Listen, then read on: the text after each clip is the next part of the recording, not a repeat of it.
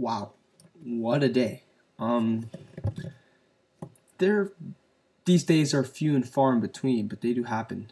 I was not planning on making a video today. I was not planning on making a video for a while because I have AP tests in the next few weeks, so I'm going to be pretty busy. But this was just one of those days where so much shit happened, I couldn't not make a video. Like, there's too much to talk about. I'm also going to throw in my best of the best review here. I might as well, But just, wow, like, Jesus Christ, so much crap happened today. I did not expect this day to go the way it did. As a wrestling fan, today has been pretty... a bunch of stuff thrown at you that you sure as hell didn't see coming and you sure as hell didn't expect. And a lot of it at once. So, wow, yeah, big day today. Well, not necessarily a good day, but a big day. First, the untimely passing of Larry Sweeny. I had the utmost respect for this man. I truly enjoyed his work, his managerial style. Like, I remember when I was first watching the Video Wires in late 2008 for Ring of Honor. I didn't know who any of these guys were, any of them. But this guy was on screen, and I'm like, you know what? This guy's interesting. This guy's different. This guy intrigues me. I remember there was one that I saw like in early 2009. They were doing a promo for Cage Collision.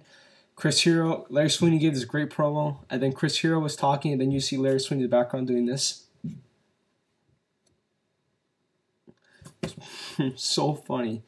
And like I said, I remember watching him, I'm like, who is this guy? I want to know more about this guy. This guy is getting me intrigued into the product today. And I watched HDNet, and when I watched HDNet, I was looking for him, like, is he here? Well, where is this guy? Where is this guy?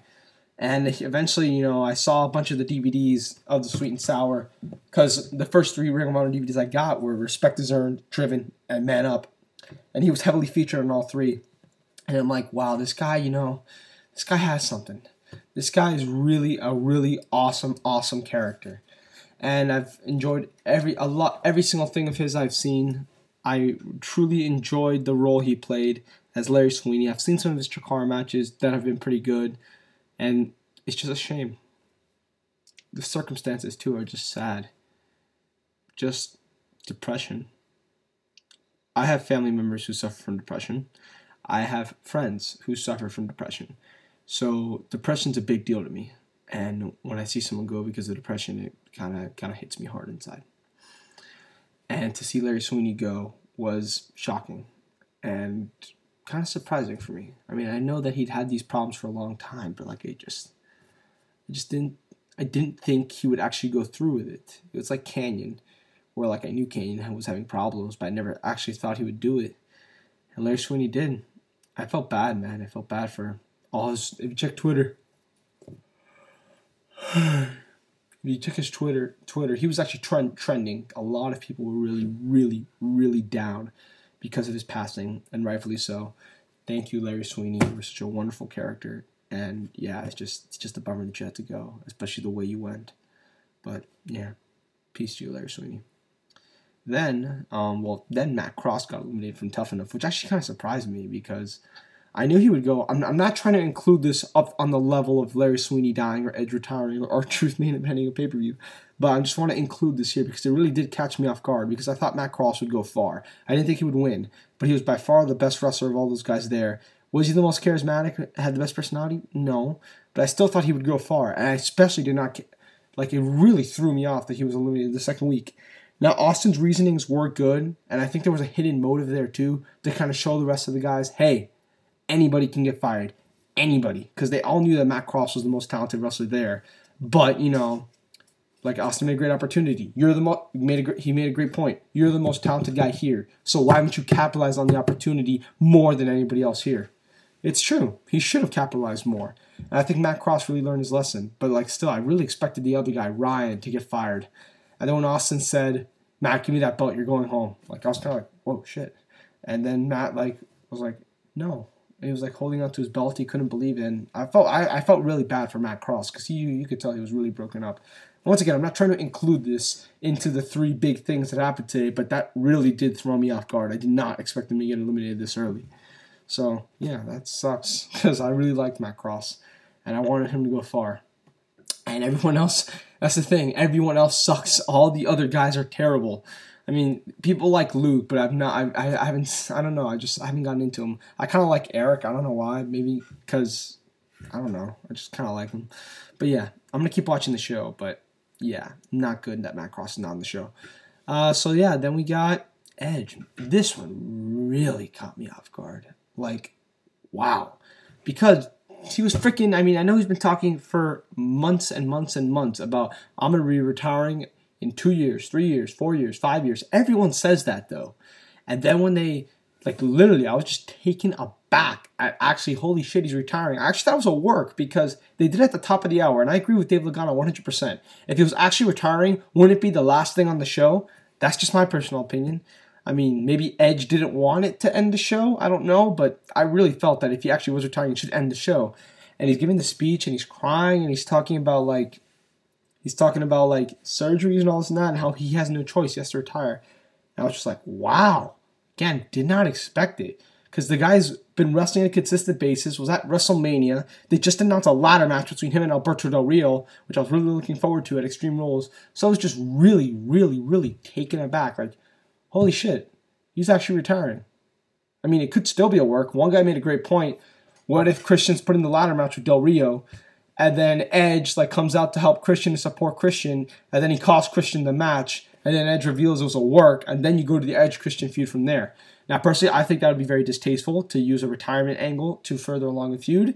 And also, I think Edge got too emotionally invested into his promo. They broke kayfabe with the heels saying thank you to him. So I really don't think that's going to happen. But honestly, nothing surprised me from this company these days. But I was just really taken aback. When I started watching SmackDown in 2002, when I started watching wrestling in general, there were 6 guys, who I looked up to as my heroes. Because I was like 8 years old, 7 years old. Brock Lesnar, he's in the UFC now. Eddie Guerrero, rest in peace. Chris Benoit. I don't care what you guys say. Rest in peace. Kurt Angle, no longer in the WWE. Edge, who just retired, and The Undertaker. So that guy back there is all I have left. Edge is gone. Eddie's gone. Benoit's gone. Angle's in TNA and Lesnar's gone. Like, all my heroes that I grew up idolizing, they're all almost gone.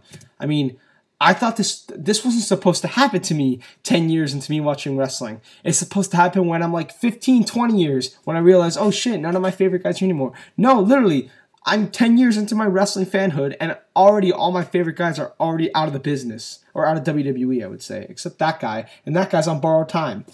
So, like, I really loved Edge when I was a kid. His match with Eddie Guerrero on SmackDown is still my favorite SmackDown match of all time.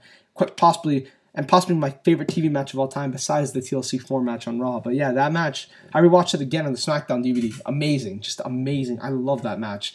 And I really, really was a huge fan of Edge over the years. I've been a big fan of his work. Everything he's done. I love Edge. And it's really sad for me to see him go, because I always thought he was one of the best workers in the WWE. Like, if I had to rank them, I would probably put it Danielson. I guess Jericho doesn't count anymore. Danielson, Punk, Mysterio, Edge, Christian. Probably in that order. So I really was a big fan of Edge. And I only put Mysterio ahead of Edge because Mysterio can have a good match with anybody. And Edge's matches over the years, I mean, his feud with Kane was horrendous. And as bad as some of the Mysterio's Kane matches have been, Mysterio has had good matches with Kane. But I'm just saying, I'm really going to miss Edge. He was a great talker. He had a great look. And I loved everything about his wrestling. And now I'm just really, like I said, just really taken aback that, holy shit, Edge is actually gone from wrestling. Wow. So that, I guess, Matt Cross elimination, but that did take me aback.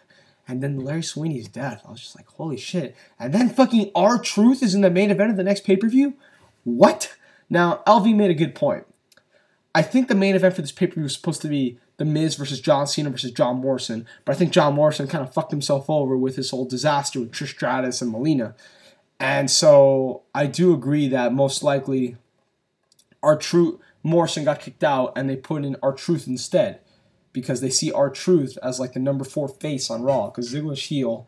And, I mean, you saw the Elimination Chamber. R-Truth was in the Elimination Chamber. They clearly see R-Truth as the number 4 face on Raw. And so I thought, and Randy Orton's the whole thing with Punk, so I guess R-Truth had to be in the match.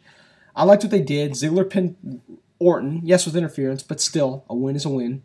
R-Truth pinned Ziggler clean, then R-Truth pinned Morrison clean, and then he had the match with Cena. Cena was going for the FU, And Miz and Riley beat both guys up, and then it was ruled a double disqualification, and so the anonymous GM made it a triple threat. Like, holy shit. Now, if it was R-Truth versus The Miz, I would be pissed because I wouldn't think that match would be good at all. Those guys have proven that they have no chemistry, and I would not want to see that. That's why I wrote on my Twitter, R-Truth versus The Miz, no buys. But R-Truth versus The Miz versus Cena, triple threat, it could be a more entertaining match. So, I'm actually looking forward to this match because it is something different. And I'm not that big of a fan of R-Truth. I think the guy is okay to good. I don't think he's that good. But it's still something different, and I'm fine with it, really. I mean, it is a different format. Would I have preferred Miz, Morrison, Cena? Yeah, but we didn't get that. But, in a way, this is a little better because this is really different. Like, we knew Morrison's gotten a title shot. We knew they wanted to do Morrison Miz at a pay-per-view. And I can kind of see Morrison is, like, R-Truth is really surprising. Like, he wasn't even on WrestleMania. I forget who wrote that on Twitter, but whoever did, that was a great point. He wasn't even on WrestleMania. He's main eventing the next pay-per-view. So, like, it was really shocking. And what I personally thought they should have done was I thought R-Truth should have given Cena his finisher. Because Cena was looking heel. The fans are booing him, and he worked over R-Truth. He was playing the heel. What I thought they should have done was, but they wouldn't do this, you should have R-Truth hit his finisher on Cena like it's like Shelton Benjamin's gold standard. That's what he was using. Basically a downward spiral, which everybody uses as their finisher.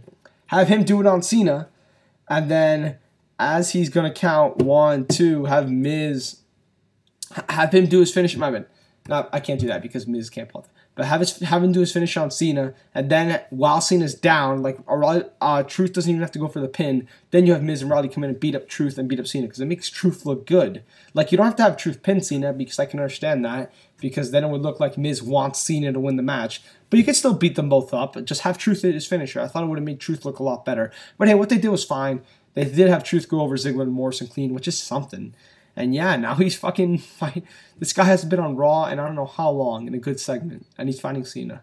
He can't skin the cat, and Milwaukee and Green Bay are the same city. I wrote that on my Twitter. But yeah, I'm fine with it, really. But just, again, really caught me off guard. So the Larry Sweeny thing, I guess the Matt Cross thing, but mainly the Larry Sweeny thing, the Edge thing, and the fucking R-Truth thing. Like, this is just one of those days where you're like, holy shit. Literally, anything can fucking happen in this business. Anything. I did not expect any of those 3 things to happen this morning. And 4 if you include the Matt Cross stuff. So, like, wow. Just really taken aback right now. Like, I'm really surprised. I guess that's why the wrestling business is so great. Days like this. Yes, don't get me wrong. Larry Sweeney's death is very sad. And Edge's retirement is very sad. But, I'm just saying it. Just knowing that literally anything can happen in this business, it puts a positive light on things. The circumstances of what happened today aren't necessarily good, but it just puts a positive spin on things. And I guess now I'll review Best of the Best. I mean, I'm already here. I was going to watch World's Greatest first and review them both, but I don't know. I'm fucking already here. Might as well. Best of the Best was CCW's. It's one of the biggest shows of the year, and in my opinion, it's the best show of 2011 so far. I thought this show was amazing. Not necessarily because of all the matches, even though there were a lot of good matches, more because there was something for everybody. If you wanted high flying, this had it. If you wanted stiff, pure rest style, this had it. You wanted deathmatch wrestling, this had it. Ring of Honor style, this had it. This had every single style possible, which is why I enjoyed the show so much. Which is why I loved everything about it so much. Because, like, literally, everything in this thing was really enjoyable. And, like, if you look at the ratings, there's a lot of 3-star matches. The worst match in the show is 2 3/4, and it was still a pretty decent match. I just thought the crowd should have been better. And there's 2 great matches, in my opinion. A really good, a very good Best of Best finals. I gave it an extra 1/4 star because of what happened afterwards. But yeah, just a lot of good stuff. Let's go through the first four matches. Akuma versus Jonathan Gresham versus Zack Sabre Jr. These guys had a fun 3-way elimination match. A lot of high flying. It was a little clunky in parts, a little sloppy a very sloppy spot by Zack Sabre Jr. and a very sloppy spot by Jonathan Gresham too. But the rest of the match rolled around just fine. And they had a very entertaining match, in my opinion. I gave it 3 1/4. I really enjoyed it. Adam Cole, Kyle O'Reilly, and Johnny Gargano. Johnny Gargano was a fucking beast in this match. Like, I've never, ever seen him perform this well. Like, in the 7 minutes he had, he just went all out. He was going insane on both Kyle and Adam Cole. He did some of the most insane things I've ever seen him do. It's not necessarily his best match. His best match is still with Danielson from Absolution 5, in my opinion. But it's just the best performance. There's a difference. I've never seen him just, like, go balls to the wall like he did tonight. And Kyle O'Reilly looked good too. Adam Cole, you can clearly tell, was kind of saving up because he did have 3 matches that night. Perfectly understandable. And they also kind of lost the crowd by the end of this match, which took off some points. But I still give it 3.25, mainly due to Johnny Gargano's amazing performance. Like, if he had performed at half the level that he did, I'd probably give this match 2.75. But because he, like I said, he was just so amazing that you need to see this. Next, we get one of my favorite matches in the show, Daisuke Sekimoto, Brandon Gatson, Chuck Taylor. This was only 7 minutes, but in those 7 minutes, oh my God, was it fun. Lots of great stuff. Daisuke Sekimoto worked really well with both Taylor and Gatson.